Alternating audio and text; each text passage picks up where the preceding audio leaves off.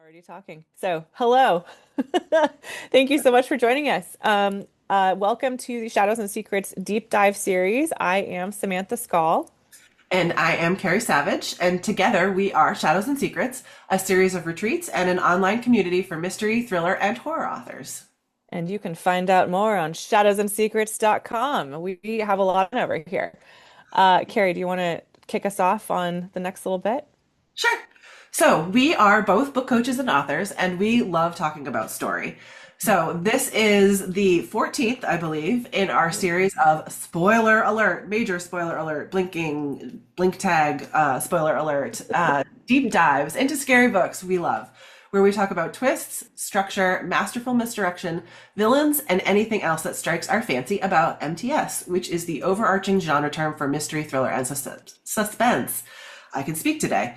But first, I would like to introduce my co-founder of Shadows and Secrets, Sam. Hello, Tell the everyone. people a little Thank you more about so yourself. much. Sorry. I sure will. Thank you so much, Excellent. Carrie. That was a great transition we just did. So I am Sam. I am a writer and book coach who loves working with thriller, mystery, and suspense horror authors to plan and write twisty novels. And I especially dig and would consider my superpower to be brainstorming twists and villains. I love the dark side of things. Tell us a Uh, little bit about tell the people about you, Carrie. can confirm she's really good at it, everybody. Thank you. I am Carrie, as you said. I am a writer and a book coach, and I love working with writers to make their fictional ideas come to life. I am super into immersive settings and details that really pull you into a book's world, and especially the kind of writing that our feature writer did today. So, this is going to be a super fun discussion. It sure will. Um, yeah. Yeah. So, as a reminder, Great. we are giving everything away today, including key plot points. So, if you haven't read today's book, hit pause, go read it, and then come back. And seriously, there will be no secrets unturned. So consider this your final spoiler alert warning. The structure of these talks is the same every time. We read the book jacket copy and what the author has done to manipulate us before we even start. And then we read the first page and talk about what the author has done to manipulate us there. And then we break down each of the major twists in terms of how the author did it, what percentage of the way through it happened, my favorite thing, and what on-screen clues existed so that the twist worked. And then we'll also talk through how the author accomplished the overall misdirection and manipulation of the reader and the way the author used language or setting or other elements like that I love to set the reader up for maximum fear. Which is why we love reading scary stuff. We love to be scared. Hell yeah. All right, are we ready? We sure are. So I am opening up my Kindle app. I do have a physical copy of this book. Thank you, SolarFest. But since I'm traveling right now, I am going to just use my phone. So this is Andy Bartz's The Spare Room. Um, it is an absolute unhinged ride into a COVID locked room mystery. Fantastic book. Really love it. And so I am going to read the book jacket copy now. Of course, I immediately lost where that was. So give me just 1 second. There we go. Excellent. Okie dokie. So, I will note that this book did very, very well. This was reviewed by People Magazine. It was she is previously in her previous books a Reese's Book Club pick. She's a New York Times bestselling author. She got some blurbs from people like Lucy Foley and also Best Book of the Year from Elle, Pop Sugar, Harper's Bazaar, Marie Claire, and Crime Reads. So really killed it. And this came out in 2024 for reference. It takes place during COVID, during the lockdown, but came out in 2024. Okay, here is the book jacket copy. Kelly's new life in Philadelphia has turned into a nightmare. She's friendless and jobless, and the lockdown has her trapped in a tiny apartment with the man she gave up everything for, who's just called off their wedding. The Mm. only bright spot is her newly rekindled friendship with her childhood friend Sabrina, now a glamorous best-selling author with a handsome, high-powered husband. When Sabrina and Nathan offer Kelly an escape hatch, volunteering the spare room of their remote Virginia mansion, she jumps at the chance to run away from her old life. There, Kelly secretly finds herself falling for both her enchanting hosts until one night, a wild and unexpected threesome leads the couple to open up their marriage for her. At first, Kelly loves being a part of this risque new world, but when she discovers that the last woman they invited into their marriage is missing, she starts to wonder if they could be dangerous and if she might be next. Delicious. Indeed. And then, there's some editorialization from, packed with Andrea Bartz's signature tension, twists, and toxic relationships. The spare remarks an edgy, boundary-pushing new direction from the master of the feminist thriller. I agree with that about her. Nice. She's an incredible author. Yeah. Okay, so um, let's uh, let's just talk a little bit about the book jacket copy because I think they did some really important things here, particularly this final. I mean, we get a lot of questions in our coaching practices and also in the society, which is our online membership that we run, about how you form these book jacket copies and like what kind of information you need to have in them. And this one nails it, I think. Like we have two paragraphs where it's like who, what, where, when, what's happening, background, then a little bit about what happened. And the part that really matters here is that the relationship changed and she's into it. And here's a spoiler alert. If you haven't read the book yet, please hit pause, come back. But like the threesome is, and like the change in their relationship is pretty early on in the book. It's not like that's even, the midpoint turn is roughly when she figures out that the X is missing. Like that's definitely the turning point in Yes. in the story. But, we learn about that in the book jacket copy, which I think is a thing that people struggle with, myself included. Yeah. It's like how much do you give away in the book jacket copy? And I think that in this instance, I mean, in most actually, you do need the midpoint turn to be in there so we understand that the stakes have changed.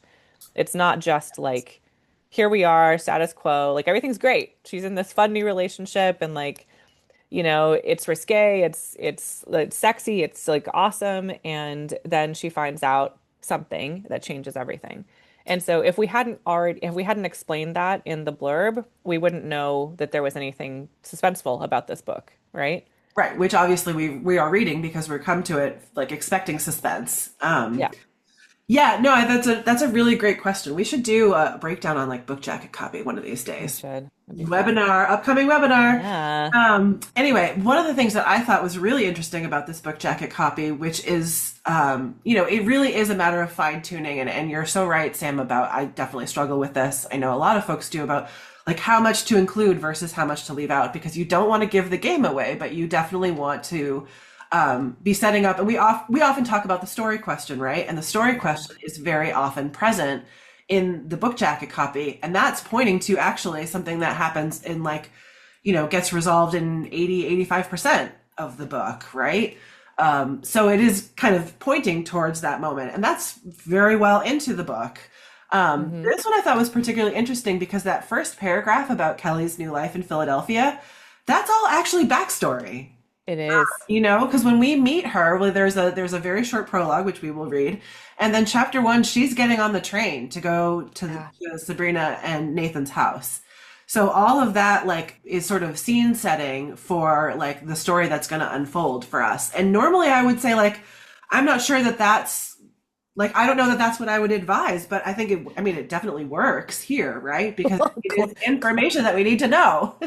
It is, and I was just gonna say, like classically in our deep dives, it doesn't fit the mold, and it No, we're works, really good at that. right?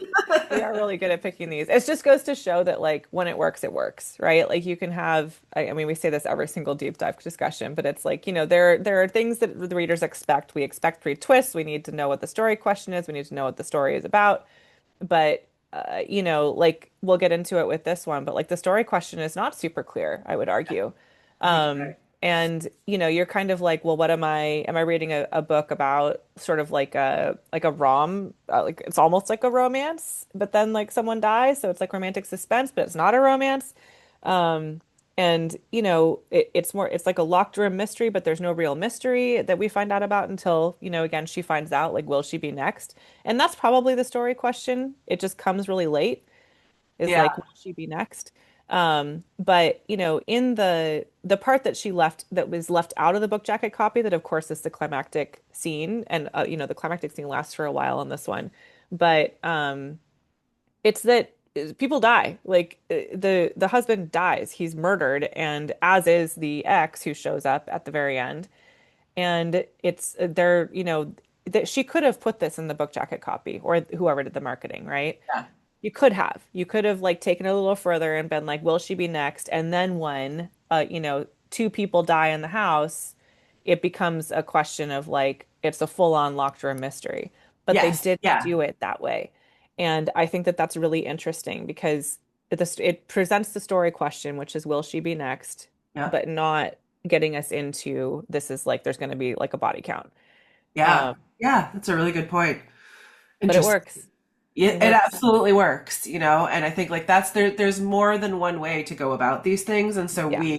we come at them with like the knowledge that we come with and all the experts that we glean, and yet it's just the rules are there to provide you a framework, and obviously they can be broken any which way all the time. And as Sam and I have proven over 14 of these things, like when it works, and you've got to do what works for the book. That really is the ultimate rule that can't be broken. It needs to work for Yeah. the book.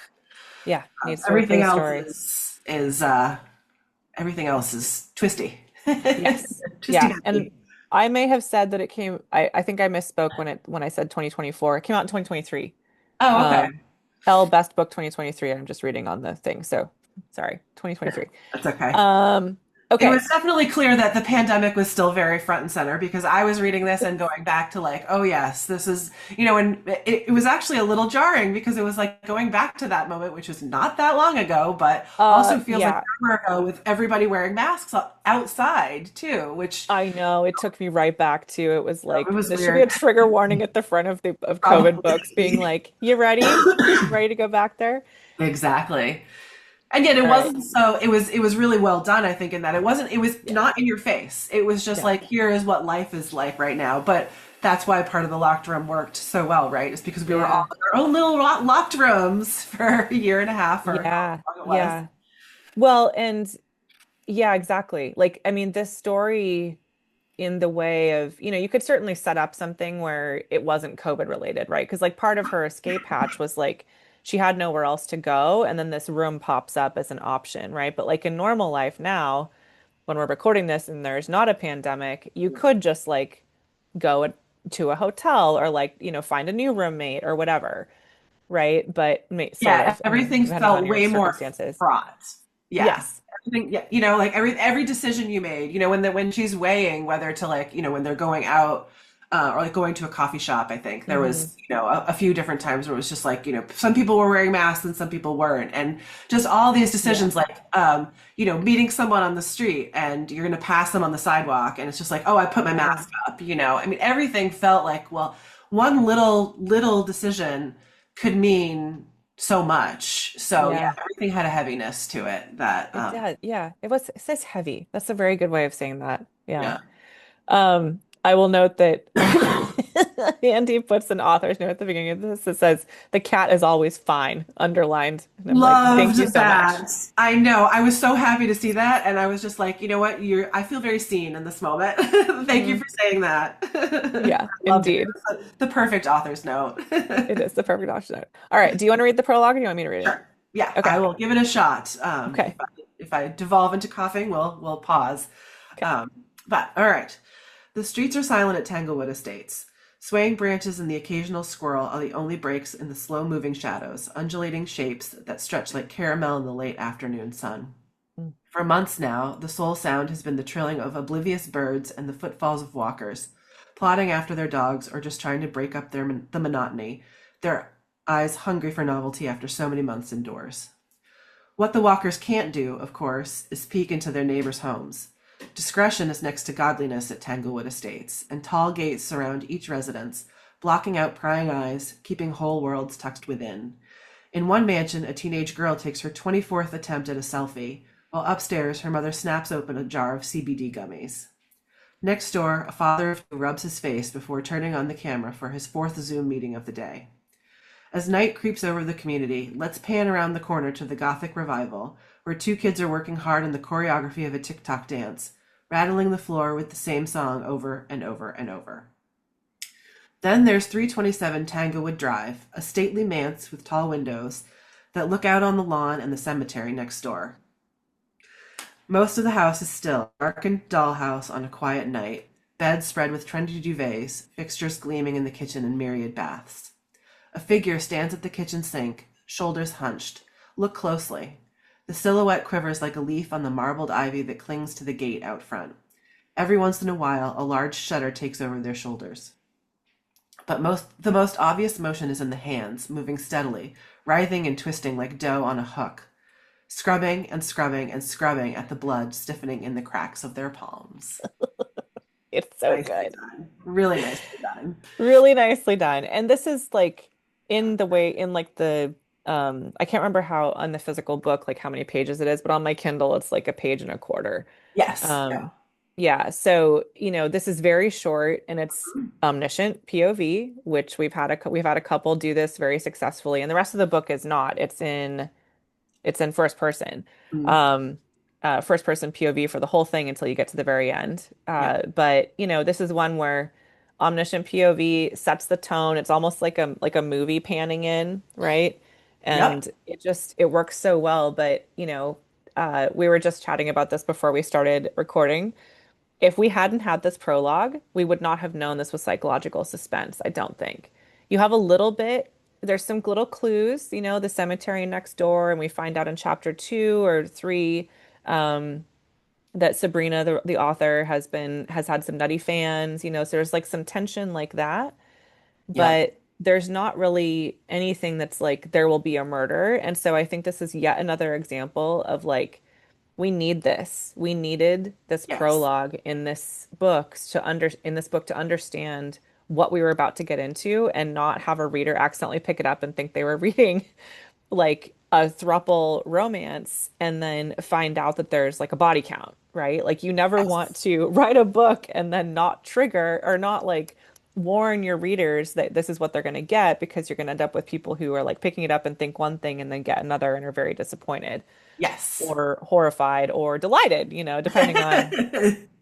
Yeah, I would be in the delight camp if I Of found a course. murder at the end of a book and didn't realize it was going there. But No, yeah, that's why we talk a lot about reader expectations and why they're so important, right? Because we know from the book jacket copy, we've expected yeah, a little bit of suspense. And so if we didn't have this prologue here where someone is washing blood off their hands, and also the other little details like the dough on the hook and the yeah, cemetery, and like just this is some of why I really really loved her writing, is she uses those kinds of details in a very masterful way, I think. yeah, But if we didn't have that, I think you and I were, like you said, we were talking about this beforehand, and there's little tiny hints, but it could be the same kind of little hints that you might find in a contemporary fiction, women yeah, contemporary women's fiction, if we're still using that term. That you wouldn't know exactly what kind of book we were getting into, right. um, until like things really start to pick up and happen. Um, so yes, just confirming your point. Yes. Well, we typically align, which is We nice. do, don't we? Yeah. So yeah, I think it works really, really well to have this prologue, and then I'll just read the first little bit of Okay. chapter 1. So, um, chapter 1, and we don't have any indication that this is before time, interestingly. Yes, we Um, only figure out where the prologue has happened once you're at, what, it's probably like 85, 90%. right. Once all the shit has gone down. Yeah. Which is an interesting choice, right? Yes, Like I it is an probably would have interesting choice. advised like, 10 days earlier or 2 weeks or 1 month or whatever Mhm. it is, but um yeah, it creates some mystery by not adding the time thing. And we actually don't need it, like it's one of these ones where it's not totally key to the understanding of the reader, and it's not confusing. I wasn't confused when I entered chapter 1. Like this could have happened beforehand, and that's kind of what I assumed until you find out later that it's different. Yeah. And I think that if the prologue had been in first person, which could have Hmm. been a choice, Hmm. that would have been confusing, right? But Agreed. because it's Yeah. omniscient and we don't even know which address this is, like it works. But Yeah. reader confusion is where you get readers popping out of the book and then not getting back in. And so we want to avoid that at all costs. And the right choice was made here because I was not Yes. confused. So, Agreed. okie dokie. All right, chapter 1. I've chosen Amtrak's quiet car, so I stifle the urge to sob, to scream, to whimper in exhaustion, or screech in fear of the strangers around me. What an opening line. Right. It's wild how quickly I got used to staying home. Now riding a largely vacant train feels complicated and draining, like navigating a foreign country. Virgo meows on the seat next to me, and I unzip the carrier to scratch her ears. Mike didn't want me to take her. He even reached for her carrier as I headed for the door. Oh. Reach for me. Fight for me. I'm the one you should keep from leaving. I'm just going to pause there. This is me talking. Such a powerful way to show us what's going on instead of telling us. And like show don't tell is one of those things you hear all the time. And I think that, we could have hours of discussion on what it actually is, but this is what it is. It's like you know it when you see it, right? We're Yeah. not being told that they broke up, Right. but we have assumed it because we're getting these details around how she's feeling and what's going on, and there's a little bit of translation. It's Hmm. like we look at the cat, not just for the sake of looking at the cat, we look at the cat because it reminds her of this very powerful thing. Reach for me, fight for me. I'm the one you should keep from leaving. Yeah. As well as the emotional cues in the first Yeah. sentence, where it's like, Yes. the feelings that she's feeling is exhaustion, fear, and she wants to sob. So like Yeah. we know whatever has just happened, whatever she's coming from when we're dropping in with her in this moment, she's just been through the ringer. So, and it Yeah. hasn't been good. So, yep, And really, really well we're done. we're three paragraphs in and we already have a very strong emotional connection to this character because we're seeing what she's feeling. We're not seeing her describe, we had a little bit of the quiet car, but Yep. it's because we're finding out why, right? It's always like the translation has to do with the why. It's not just like I'm looking at the window and watching the scenery go by me. It's like I'm want to screech in fear of the strangers around me and how riding this largely vacant train feels complicated and draining. Like it's really powerful. It's a very well done opening It scene. is. Okay. Going on. My breath hitches and a sob plucks at my throat. I look down at the sandwich I brought before boarding, but my stomach has that hollow, wrung out feeling from crying so much the past 3 days. I'm not sure if I'll ever feel hungry again. Damn. Right? Again, this is grief. This is like, most of us have been there in some capacity. Like, and Mhm. and the description of that, it's not just I was grieving, I am grieving. Yeah. It's a whole description about the body action and why it matters. I'll Yep. stop, but like, just chef's kiss. No, but it is really it's great that to point it out because it's really, really masterfully done here. So, Really masterfully done. Yeah. While I sat in the cavernous belly of 30th Street Station, the vibe was fearful, hushed, crackling with distrust. Masked travelers eye one another warily. It seems like a lifetime ago that we moved freely and breezily breezed. Ah, it seems like a lifetime ago that we moved freely and breezily breathed in the air, sucking it into our bodies like milk-drunk babies. I'd felt relieved to board the train, but then a man sat behind me and now he's eating a salad, infusing the car with his hot breath. Okay, again, we're not, first of all, disgusting. yeah. Um, Secondly, we're not told that this is during COVID, and we don't know yet, like, this actually could still be, it's Amtrak, so we're assuming contemporary, like here and now, but like this could be a fantasy book with some kind of like, Yeah. you know, um, a pandemic situation, but we assume pandemic because of Yep. these The descriptions, but it's masks. Yeah. not during COVID, right? It's like COVID Right. has not been mentioned yet. Right. All right. Does COVID Okay. get mentioned now that I think about it? I don't know. It must, but maybe not. Maybe it's I'm not just, sure. yeah, Maybe once like in passing, but it's definitely not she does not like hit you over the head with it like we're in right, the COVID times. You just know because we've all lived it. right. That it was just, like I think we said earlier, it really just take pulls you right back into like what those feelings were like back then and Yeah. what it was like to And live through that. So, my God, it really takes you back, you yeah. know? Yeah. All right, here we go. Did I think this through? It's been 16 hours since I shelled out $59 for a one-way ticket from Philadelphia to Washington, D.C. It might not sound like much, but my personal bank account isn't bulging. Mike's company funded our move. His new salary and signing bonus have been carrying us through my unemployment. The sandwich was another stupid $12. But of course, my mental math is just a distraction, and anxiety more comfortable than the true problem that looms. I gaze out the window where pretty houses and church steeples poke out of the distance. Sabrina has a meeting at my arrival time, so her husband, Nathan, will pick me up from Union Station. I feel a squeeze of fear every time I remember this fact. I'm nervous enough to see Sabrina, and now I'll have to start this bonkers open-ended visit by finding a stranger in a train station. My hope buzzes in the seat pocket. Mike. Hope crackles. Has he changed his mind? Hello? I keep my voice low. I shouldn't have picked the quiet car. A woman a few rows up turns to glare. Kelly, hey. He swallows, and all the molecules in my body hold still. I can't find the laundry detergent. My insides drop. What? I'm trying to wash the sheets and under the kitchen sink with all the other cleaning products. Everything about the image fills me with sadness. Mike helpless in the hallway, peering at the washing machine. The fact that he's already cleaning our bed sheets, ridding them of my scent. I hear the clunk of the door springing open, and I'll leave it there. But the things we just learned, again, it's not just he called and asked where the laundry detergent was, it's translating it. And Yep. like the thing that matters the most about that for her is the fact that he's ridding this bed sheets of her smell, like seconds after No. she or hours after she leaves. Like how heart-wrenching.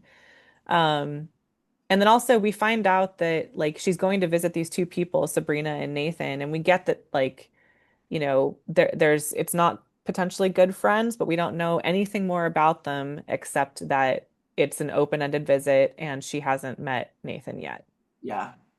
And, now having read this, obviously, I it is interesting how early on she introduces what is a kind of a pivotal thing, which is the location of some cleaning products under the sink. Yeah. It comes Yeah. up over and over again in the story because, of course, and it feels very normal. Like you're in somebody else's house, they don't do things the way you do, but like maybe you put it back in the wrong place because you're not thinking because you're used to putting Right. things in a certain way, and it really is a pivotal thing. You think, oh, it's just cleaning products, who cares?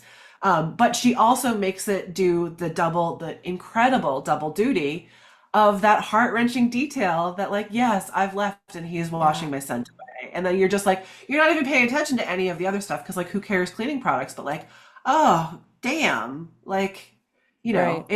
that is, it's just, again, that's really, really clever. Really well done.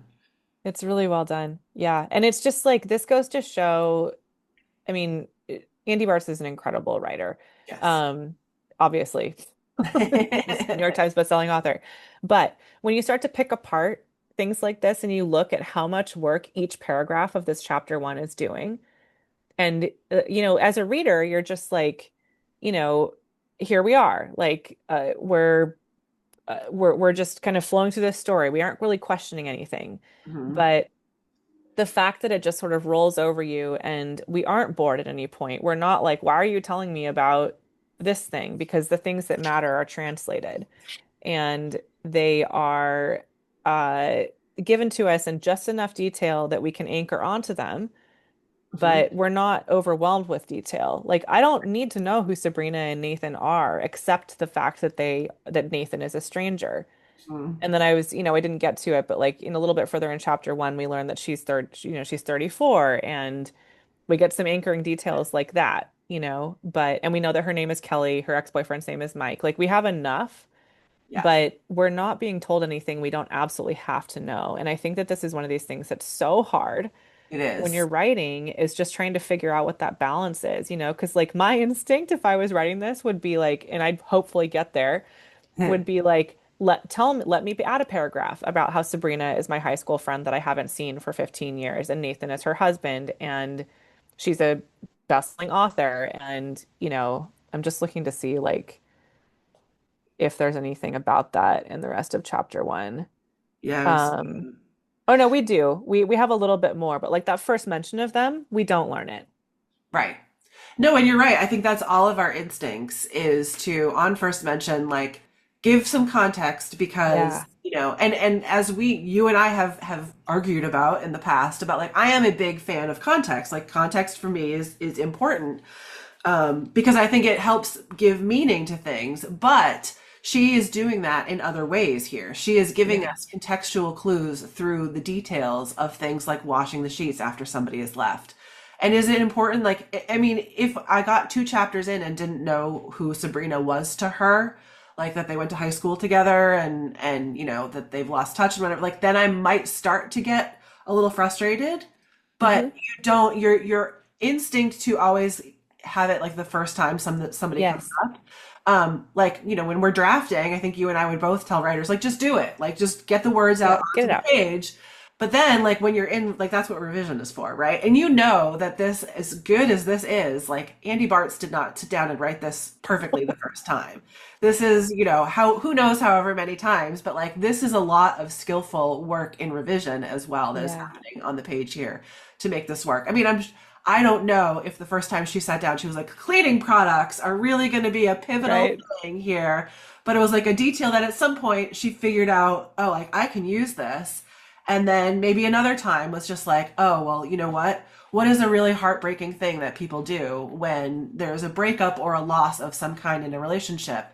You wash the sheets, you wash the clothes or whatever. And that is like, those moments come to you as a writer when you're thinking about these things, or when you've sort of set yourself up to think about them. And then they pop up to you in like the random moments in the shower, as we all know. Yeah. Oh, oh, it's the worst. Yes. Oh man. Okay. Yeah. So we do get more context into who these people are and like what's going on in, a little bit later. And, the chapters are pretty short in this Hmm. book. Like they clip right along. Yep. But yeah, it's a fantastic chapter one and, nailed it. So one of the things that I found really interesting about this book. So I have this tendency when I read books to um do that thing where like if I love the ending and I loved how the author like landed the plane, I'm good with whatever happened before that because my most re it's like recency bias, right? Like my most recent experience with the book is like I loved it. Oh my God, like these twists are so incredible, right? And so I got curious. This is the third time I think I've read this book because I read it once and then I read it again like 6 months later because I was like, oh, that was really good. I want that like twist experience again. And then this time it's with the mind of like our deep dive and like trying to, starting to look into it a bit more. And I realized that like it's a bit of a slow burn Mm. the first half. And particularly for psychological suspense. And again, without this prologue, I don't think we would have had such a powerful hook into the story. Like Agreed. if I dove into chapter one, I'd be like, again, as you said, like, am I reading women's fiction? Am I like, what's, what kind of book is this? But we have the blood on the hands, and so we know this is going to be something to do with murder, which means it's going to put us in like mystery or suspense. I looked up on Amazon where this sat, and it's psychological suspense and psychological thriller Mm. are the two categories, which I completely agree with.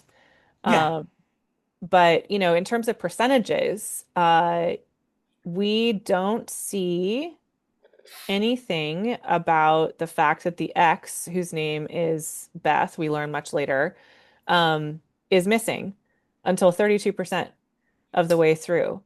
Yes. Um, This is Nathan and Sabrina's ex, not yes. Kelly's ex. Yes. Kelly's ex Mike is just hanging out in the background. And there's, when I was trying to come up, so during these deep dives, if you've not watched one before, we answer the following questions. The inciting incident, the story question, the midpoint, the climactic, and the final twist, and then the genre, and then the emotional aha, um, which is that moment in the book, and it is a single line. It's a pivot from A to B for how someone thought about themselves or this belief that they have about something, and it flips. And so there's always going to be like one point if you have an emotional arc in a book where this happens that you can point to. Mm. Um, and so with this one, I was sitting there thinking, like, what is the story question as I'm reading through the first part of this, pretending that I don't know how it ends, and I haven't read the book jacket copy. Like, what would I assume the story question is?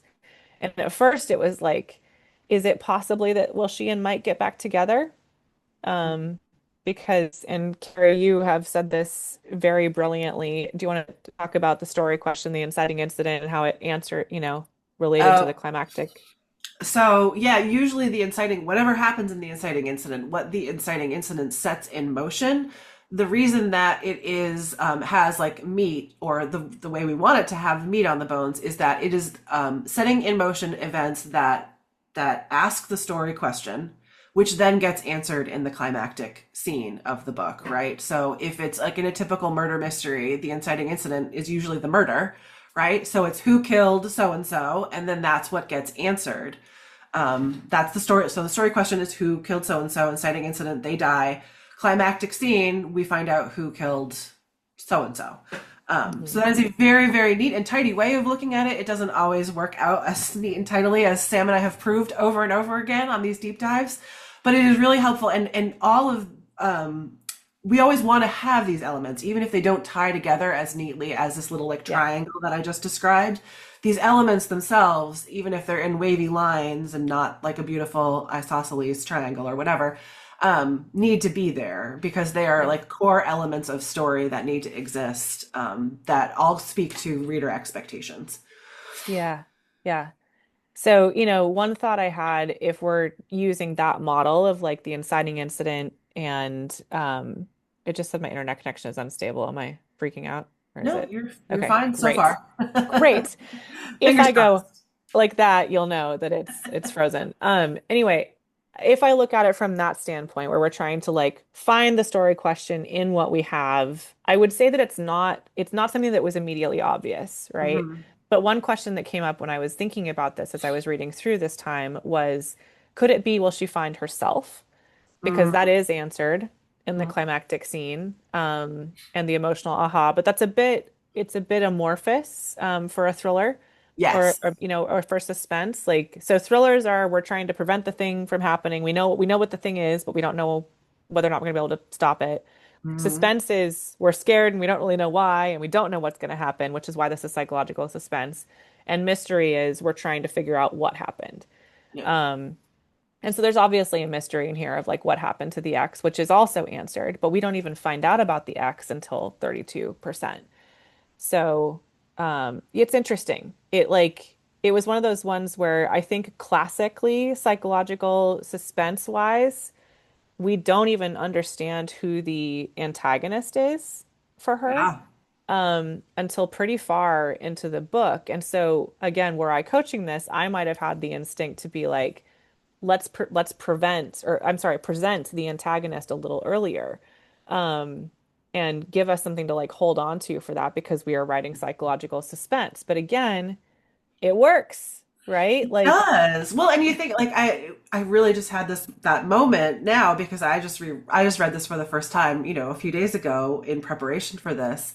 Um yep, our ultimate baddie, so yeah, again, spoiler alert, like you haven't heard us say that a million times, is her ex, Mike. right. And he's complete like other than, on a phone screen via text or voicemail, and sometimes they think there's a couple times they FaceTime. He's Yeah. not present at all, really. And there is like in that very lovely tropey suspense way, she does feel like they're being watched. Someone's in the Yeah. trees, like, and Right. for people who are like so uptight about security, like there's certain holes, like the fact that you're like on this forest, which is how he ends up getting into the house in the first place.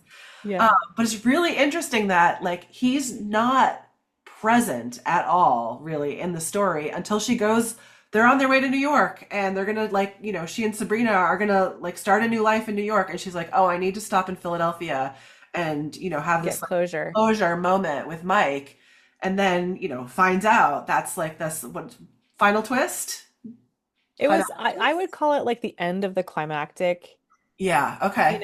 and that's one thing I definitely want to talk through. I mean, we will, but like, what is the climactic twist and what do those, because there are a number of twists that pop up in there and they're delicious. But in terms of percentages, like, one's a little early and one's a little bit later Yeah. than classic would dictate. But So I'm you sorry, kind I of, didn't just jump us way ahead because I was giving yeah, that away, but like I just think like it's such an interesting choice because usually we think about when you and I are coaching people too, the yeah, villain's story and how they're popping up along yeah, the way.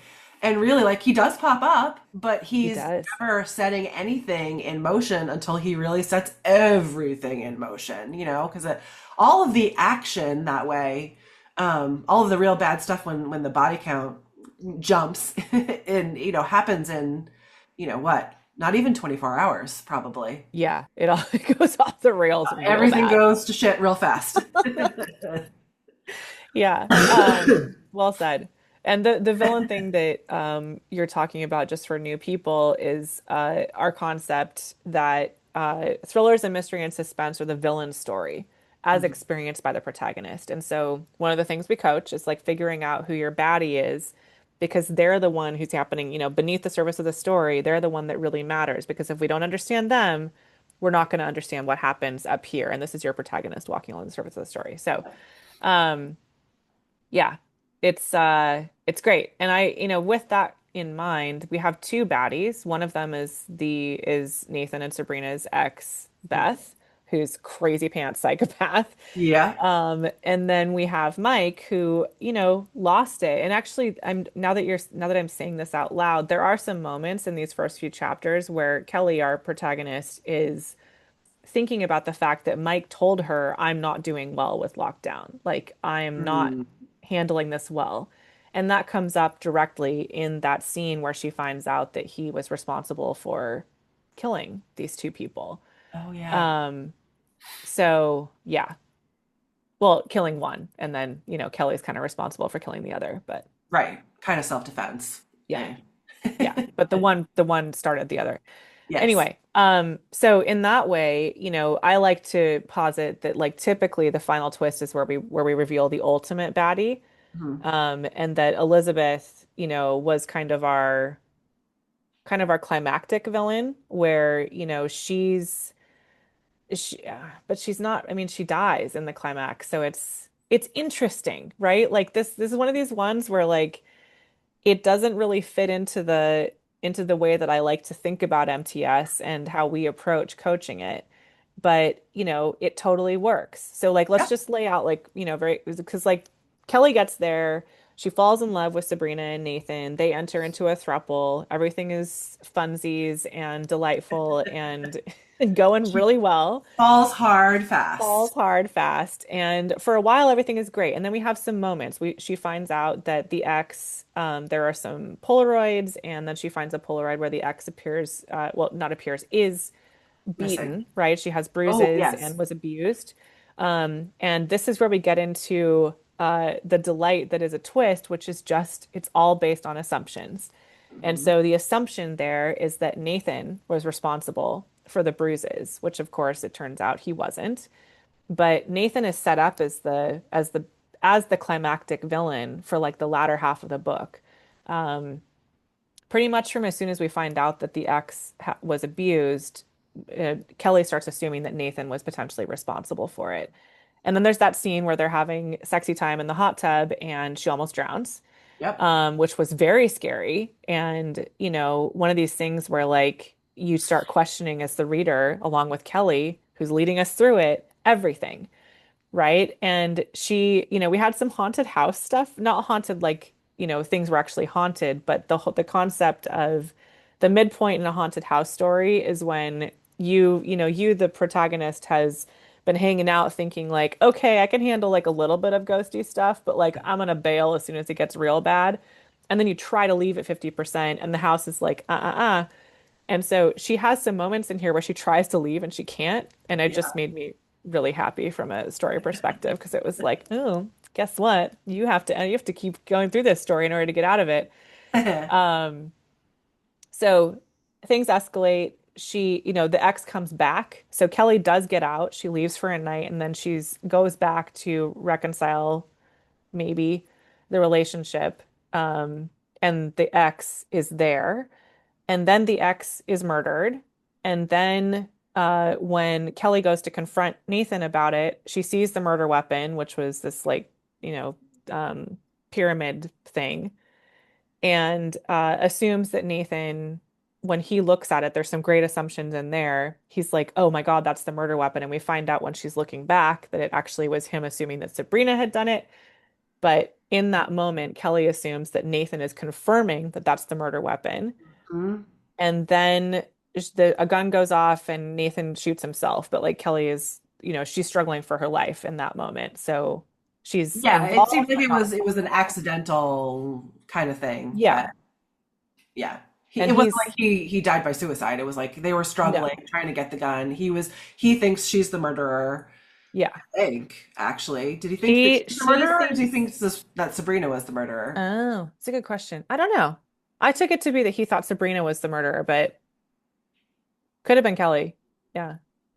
Because the way Either that's way. talk about like the masterful way that she did this is like in terms of suspense is you can read that. I read that scene twice. I'm sure I know I did Yeah, because I wanted to see like, oh, is there what am I and it right. really is. She just walks that ambiguous line of Ugh, like, what are they thinking right now? And you can see like because we are in Kelly's POV, so she's interpreting it, but the way she writes Nathan, it is like eyes widen. There are signs that you're reading that Kelly is interpreting as meaning one thing, but you as the reader can say, well, I understand why Kelly is reading it that way, right. but also looking back on it, like maybe that's not what that meant, So Yeah. that's like chef's kiss. Well, and those are these villain clues that we talk about. Like Nathan's not a villain, but which is a delightful choice. But you know, he his approach and like his reactions to things that Kelly is interpreting, as you just said, these are where if they weren't there, the reader would have no way of looking back and seeing the other truth, right? So we're presented as this is the truth because this is Kelly's POV and this is how she's viewing it. You just pointed out the reader can make their own assumptions, but if Kelly had not clocked Nathan's reaction in that way, the reader would have no way of knowing Yep. anything else except for what we are told. So we had to see that. We had to see those reactions so that it actually worked when we look back and Mhm. view the twist with new eyes. Yes. Um, okay, and then Sabrina and Kelly are faced with what the hell do they do with two bodies, right? Yeah, Yes. because they set it up so like they make it so that Nathan looks like he did everything. They go to the police, they have make their story straight. That all goes beautifully. They then enter into their own like just the two of them romantic relationship. Um, and things are kind of chill. Like we have a little bit of the suspense balloon goes out there because we're like, okay, but we still kind of feel like something's gonna happen because there's still a little bit of the book left. And that's when we find out that, when they stop on the way, they find out that Mike did it. And then we have this delicious epilogue at the very, very end, the last like 3 pages, where we learn that Beth, the ex, was a grifter and was 100% trying to take Nathan and Sabrina for everything that they had, which makes us feel pretty okay with what happened to her. And Yeah. then Mike was the one to kill the ex. So, anyway, yeah, it's a lot. There's a So lot that the happened. real innocent victim in all of this was Nathan, who didn't Yes. actually do anything wrong. Yes, Um, exactly. but Elizabeth Well, yeah, was a grifter, and not saying she deserved to die, but like she wasn't a good. She wasn't out for good. no, And no. now And everybody has all this trauma. Thank you so much. so traumatic. And then the other thing that I thought she did really well, Andy Bartz did well, was that Elizabeth, Beth's ex, Megan, Yes. is the woman that Kelly befriends when she's out walking, and Megan is lying about what her name is. Her real name's Renee. And Yes. so she is the one that Nathan and Sabrina are convinced got in and killed Beth. And so there's all kinds of like very realistic, very reasonable conclusions that everybody's drawing about who could have done this, none of which are Mike, which is what makes that twist so well done. Because once we find out what he did and how he got in, we're like, yeah, duh, Yeah, right? Like, because we're already preconditioned to think like, well, Renee could have gotten in. yes, That's what they're assuming is like it's not that nobody got in, but it's also this great like there is that suspense of like, well, we've looked through everything. There's no way that anyone could have gotten in. So it has to be one of the three of us. right. But then like there's also you've introduced the possibility that yes, it's not like everything is so locked down and we have security cameras everywhere and we wouldn't have Yeah. seen anything. So like yes, the possibility does exist. Even Nathan, security, consultant DOD man says like I guess it had to be Renee, right? Because it couldn't have been any Right. of us, but they're all still looking at each other sort of side Yeah. to side. So, yeah, really delicious. Yeah. But it's all about the assumptions, right? And we don't see Exactly. it coming. It's really well done. Okay. We have been talking for a while, so I want to make sure we get Yes. through some of this stuff. So we talked about inciting incident, we talked about the story question. The midpoint is the black eye Polaroid. It's when she finds out that the ex is missing and she was abused. Hmm. Um, And the 45% mark is where we have the drowning incident. So that's like right ahead of the midpoint, but it's like it gets explained. It's like, oh my God, I didn't, I'm so sorry. Like there's an apology. But Sabrina says this can't happen again, which is like such a good little like, oh God, like what's happening? Right. Um, What does that again mean? yes, Exactly. exactly. Exactly. And then she finds out that the ex was last seen at, she finds like an article. Beth was last seen at Tanglewood at 54%, and then goes to the hotel at 56. So she takes some action. She has a lot of agency in this, which I really liked. And then in terms of percentages for the climactic scene, we just walked through like, everything that just happened. Mhm. But Nathan is shot at 75%, which is when they have that scuffle. There's a Right. sonogram that's found, so we know that Beth was pregnant. The assumption is that Nathan is the father.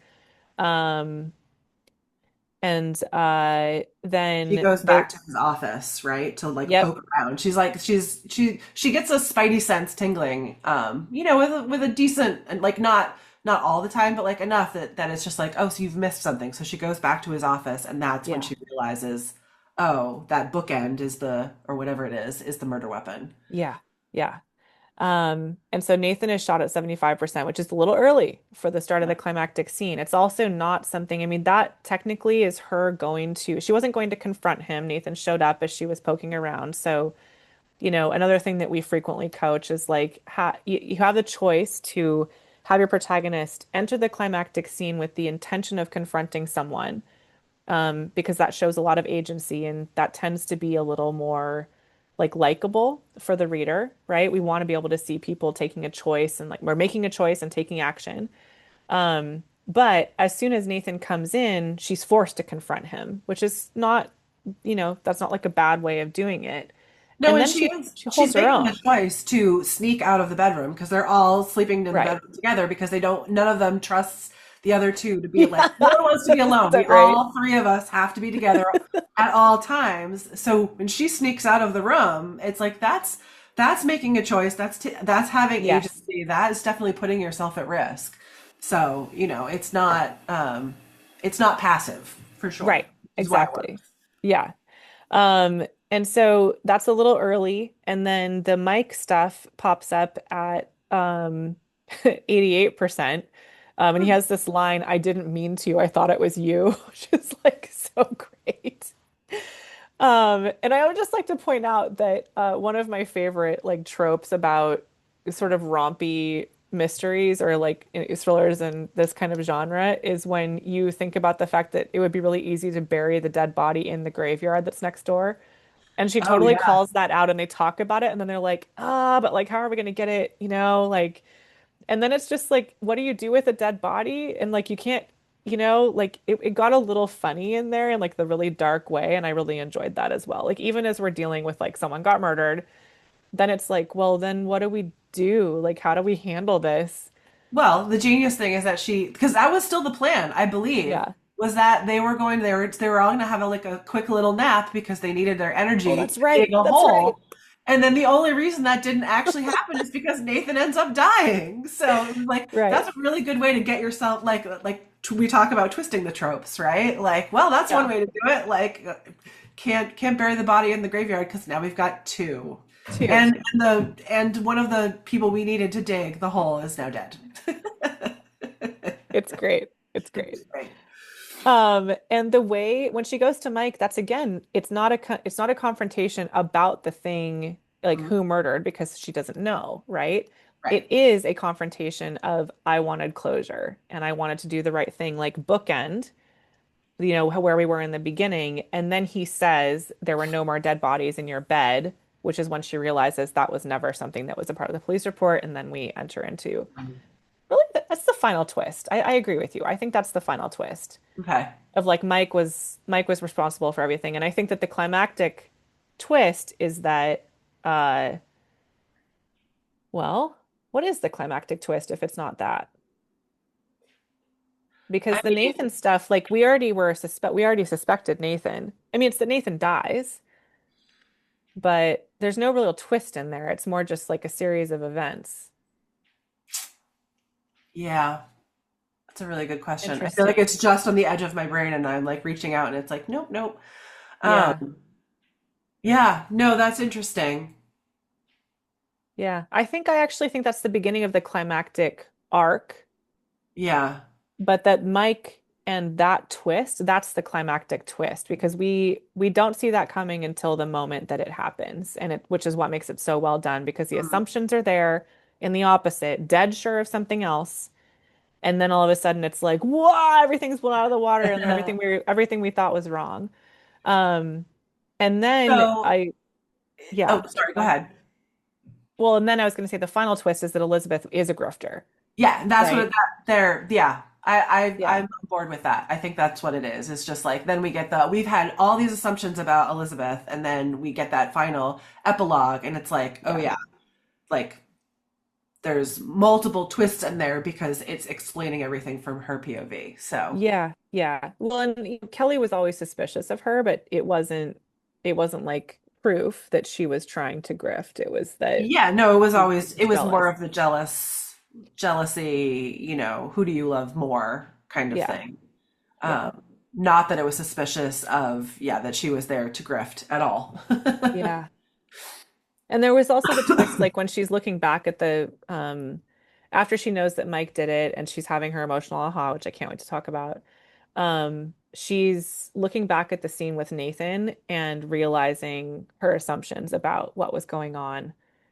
And, deciding not to tell Sabrina that Nathan was innocent is also a twist, I think, because the Yeah. Kelly that we've known has been as honest as she can about all of this as she moves through the story. And so that's definitely a new thing. Um, and again, we've been talking for a long time, so I want to make sure I we get know. to the next thing. We need to do the emotional aha. Yeah. So the emotional aha comes after all of this. It comes after the mic, like it's kind of starts, I would say, during the mic conversation. Um, but it's also I did a copy and so I could actually like read this out because I think it's Mm. really, really powerful. So Mike is sobbing, right? Like he's really emotionally torn up, like he has really lost it, right? Like he killed somebody and didn't mean to. He was trying to get away, and then Elizabeth came. That's the final twist, actually. Elizabeth came Uh, into the office where Mike was poking around, and he didn't mean to kill her. And then he hauled her back into the right, right, bed. right. He Yep. didn't kill her in the bed. He decided not to like actually go through with killing Kelly in the bed. Um, so um all those little blah blah blah. My insides tug is this is her talking about Mike. My insides tug, all those loyalties to Nathan, to Sabrina, to the man I would have married. And then, deep in my mental battle, another candidate enters the ring. Me, my freedom, my life, all the dominoes that'll topple over, plink if I turn him in. Blah blah blah. I think that's the emotional aha. Yep. And then there's like this cascading stuff where she decides not to tell Sabrina. She thinks about, she picks up the book about ethical. Well, that happens a little before, but like she's choosing her and she's Yeah, when she choosing, tells Sabrina, like even when she said like in that moment that you just read, which I think is the emotional aha, like when she says me, and then she tells Sabrina like I need to be on my own, I need to be with yeah, me for a while or whatever. Because everything we've seen of her in this book has been her defining herself via her relationship to Mike, her relationship yeah, to Nathan well and said. Sabrina. So her choosing herself, like that is 100%. Like you've just, she's had that 180, that we look for. So Yeah. Well, and she's taking the power back for herself. Like there's this other line, it's when she decides not to tell Sabrina, but she says, I could tell her, open my mouth, what is a wound, and tell her the truth about Mike. But now I'm choosing my own secrets, controlling the narrative, deciding whom to trust with what. And if Sabrina and I couldn't ever fully trust each other, well, it's time to become my own vault. And then, I mean, there's just this beautiful writing. It's like, but I'm not defined by the gaps I fill. I'm just Kelly, weird and wide-eyed and messy and dynamic, unapologetically whole. It's just it's just really beautiful. yeah. Um, it's a woman choosing herself and learning who she Yay. is and like becoming, learning who she is in this new world, having learned all this stuff from this relationship. Mhm. And I just want to make sure I say thank you, Andy Bartz, for writing a like queer forward, Mhm. beautiful like emotional realization thriller that included a throuple. And like I don't know that this was ever a choice on the table, but I just want to point out that like the choice was not made to villainize the man or the woman in the throuple. Like it wasn't, we didn't villainize ultimately, even though we thought that's what was going on for much of the book. The fact that they were in a relationship, like we weren't Right.